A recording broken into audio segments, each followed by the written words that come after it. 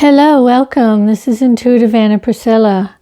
It's Sunday, October 30th, and it's the week of Halloween, Day of the Dead, and All Souls. So it's a week where the veil between the worlds is very thin. And traditionally, this is a time when we can commune with our ancestors, our spirit guides, and those who are on the other side of the veil. So today I'm going to do a little bit different reading for this week. I am using the Halloween Oracle by Stacey DeMarco, which has become a classic Halloween oracle. We haven't really used oracle cards before for our reading, so this will be something new as well. So what I'm going to do this week, I'm going to ask, first I'm going to clear the energy, clear our space. Create a magical circle for us. Dispel any negative thoughts or negative energies that are around us. Open up the veil so that we can commune with our spirits and our forefathers and our ancestors and our loved ones. And I'm asking for protection while we're in this circle and we're communing with the beings on the other side. So just take a minute, take a few big deep breaths, focus your mind, sit in your heart space. So the question that I'm going to ask today is that we receive a message from our spirit guides. This will be the spirit guide that will be speaking to all of us who are in this circle together, who are in this reading, and we will receive the message that we need. So I'm not going to ask a specific question. I'm just going to see what advice we get, what message we get from our special spirit guide that we're asking to be with us for this reading. So let's just move our crystal ball over here. You may want to focus on the crystal ball at some point, see what images might appear to you in there. But let's take our cards now, and I'm going to shuffle them.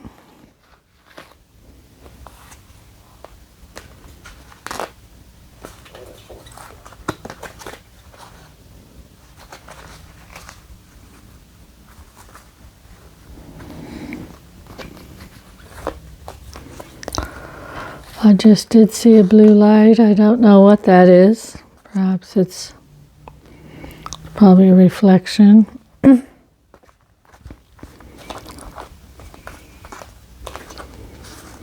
All right. So I'm going to pick 3 cards for our message. So this is going to be a positive message. This is going to be something that we're not seeing, that's hidden from us. And this is a message of advice for our way forward. So this is also the Celtic New Year. And so we're also thinking of this as a time of renewal and a time of completion as far as this cycle is concerned. So this is our positive message. The werewolf exploring wildness. So this is interesting. We're being told that we need to get over our self-imposed restrictions, rules, conventions. We need to get in touch with a more instinctive side of our nature. It's also the werewolf is someone who changes under the light of the full moon. We are in the full moon right now. And it's a symbol of letting our wilder nature out, of letting our madness out, of exploring our madness. It says exploring.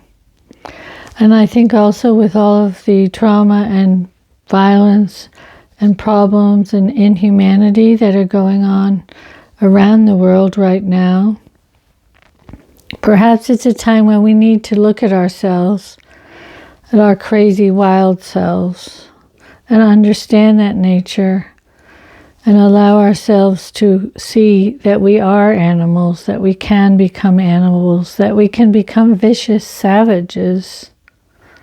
And what does that mean, and what does that create in the world? We have cycles. The moon is cyclic. Does that mean that we go through these cycles, that this is a natural cycle for humanity, that war and cruelty are endemic to us? But since this is supposed to be our positive card, I think the positive things that can come out of this wildness, this werewolf in us, is that perhaps we can learn to understand it and deal with it in a better way. We have to accept that we do change into this creature here, and that we're all capable of it, that pointing fingers at others is also not the answer, that we're all werewolves underneath the veneer of our civilization. So let's try to explore that part of us and think of it in a more positive way and overcome that during this period, this next few weeks, where the dark side is exposed to us more. So positive, we can see ourselves. Maybe we can finally see ourselves. Maybe we have to get to the point of bottom before we can really see ourselves and what we're creating. And this is a chance to do it. The second card is what we're not seeing. So what do our guides want us to see? The sacredness of pausing. Oh, this is another interesting one. So this is a winter card, the card of winter. When things slow down, they stop, they die, we become still. Maybe we need to stop. Maybe we need to pull back from this violence that we're creating in this world. Maybe there needs to be some kind of ceasefire between all of us. Maybe we need to find a place where we don't keep hurling over the cliff of destruction. And it says the sacredness of pausing. There's a sacred place where you just stop and be quiet. Nothing has to grow, nothing has to evolve, nothing has to be changing. It just has to stop. This is also interesting because this time of the year in the Celtic calendar is the beginning of the new year, the beginning of winter.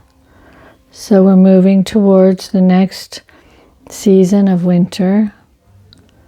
But we're not seeing that winter, that stopping, that pausing is a natural part of the cycle of things. That we need to embrace winter, we need to embrace quietness, we need to cool off. We need to get beyond the fiery impulses of our werewolf nature. This has to cool down.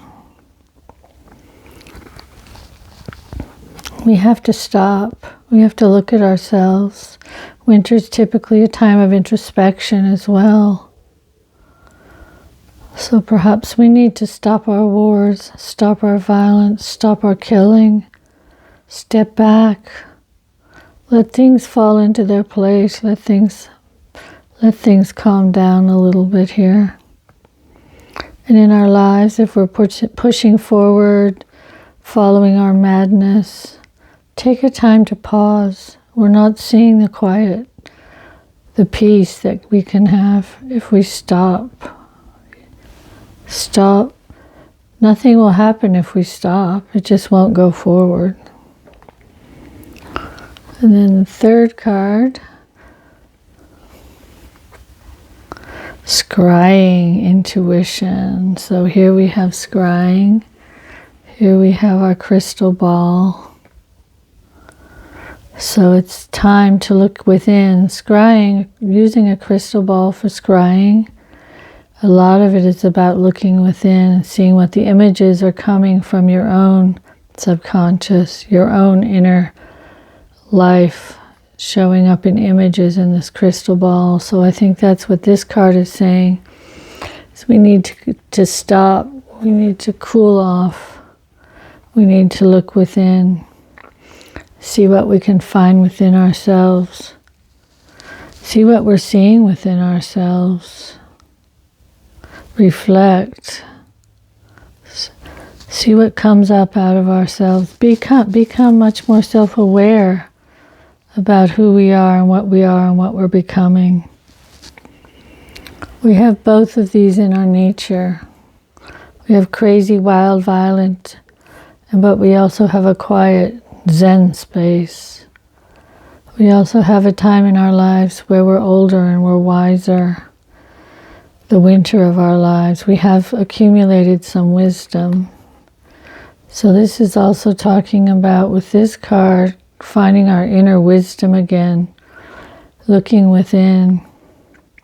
So scrying is not about telling the future, it's about looking within ourselves. I know in the Buddhist temple where I used to meditate, there was a clear crystal ball there. And the whole point was to get your mind as clear as this crystal. So scrying can also be an emptying of the mind. But you can see all these images also come out through the ball. So these are images. You'll see images. We're seeing images from outside and in a new way. So these three cards are reminding us that our wild nature is just dominating, but we can overcome it by using these tactics here. So there is hope, but it takes a lot of self-awareness, self-introspection, staring into the void, and just having a sacred moment of pause and calm. This is a fall leaf, so let go of anything that you don't need anymore. We don't need this werewolf. This is not bringing us anything but misery. We need a quiet, calm space now. So there you have it. I think that's a very profound message from our spirit guide for this session for Halloween. Also, if you think about communicating with your ancestors at this time, you can see winter as the maybe the land of the dead or the departed, and scrying is a way to see through the veil, to get messages from them. So thank you for listening. I hope you can find time to just find a quiet space to look into yourself. And the positive part of the werewolf card is to accept and not judge ourselves, but to see what we can do with that energy. By denying that energy, it just gets fiercer and fiercer and fiercer. We have to stop and embrace our werewolf and ask what it needs to tell us and how we can make a place for it, its energy and its wildness and its freedom that's not destructive. So thank you for listening. If you like these videos, please like and subscribe. Since we open the circle very carefully, I'm going to close the circle very carefully. And I hope that you all have a very safe and joyful Halloween, Day of the Dead, and All Souls. It's a very special time, so don't forget to make it that way. Thank you, and I will be back soon.